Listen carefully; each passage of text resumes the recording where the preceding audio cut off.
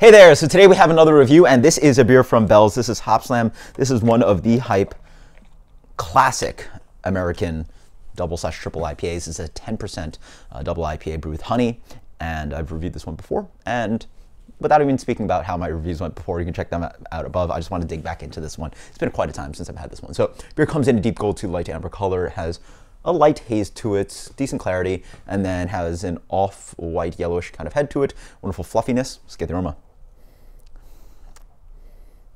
I smell sweetness. Wow, yeah, it has it's kind of like caramel candy sugar to it, almost like light brown sugar, but it really is not hoppy. This can, by the way, is 2 months fresh, and this has always been an issue for this beer. So this beer is called Hopslam, and it's supposed to be a hoppy beer, and it's a special release, and this is one of the highest rated IPAs back in the day, and the nose has always, for me, been so disappointing.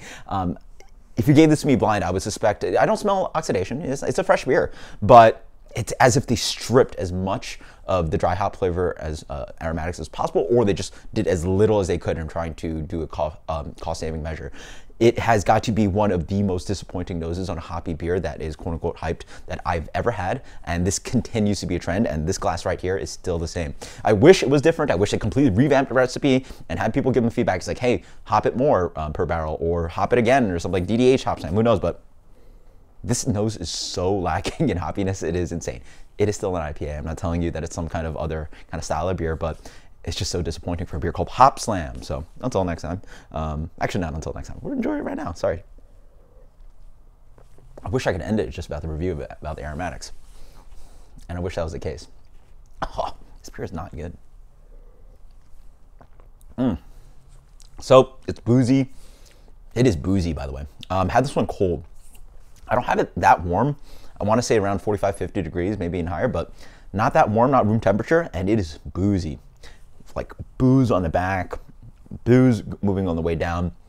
It has a rounded sweetness. I don't want to call it honey because you know the honey's in there, but it has a rounded sweetness to it. More that kind of caramel kind of candy sugar thing, a little bit of that light brown sugar. There's also a dirty bitterness here. It's not a pleasant one. It has a soily, earthy thing going on. A little bit chlorophyll-y, but just like earthy all the way through.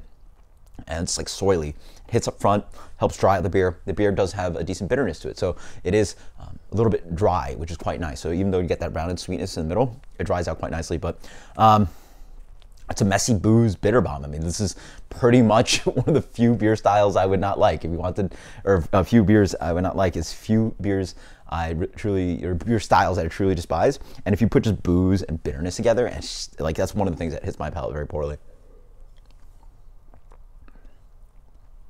And then the hop profile is quite non-distinct. There's a little bit of ripe grapefruit in the middle, but I don't know. This is pretty much what I expected. And I hate my expectations to match reality, because I would love this beer to be amazing, and I've been looking for beers that are classic and no longer hazy and with some clarity and some bitterness, and those beers I really cherish.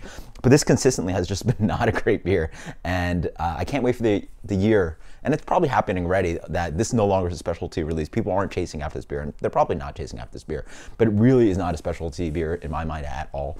This is one of the most arguably one of the most overrated hoppy hype beers out there. If not the most overrated. It is a mess. I don't really care for it. And as for rating, it's devoid of all flavors. That's as much as I can say about it. This beer for me is getting, it's decently brewed. You know, I wouldn't say this is on par with like a bunch of your local mediocre craft breweries. Like, this is like well brewed, so I'll give it credit for that. 80. This is Bell's Hopslam. Gets an 80 from me. Until next time, guys, cheers. Let me know what you think. Let me know if I've been bashing Hopslam too much. And let me know if you agree. I'd like to hear what you guys think. Later. Cheers.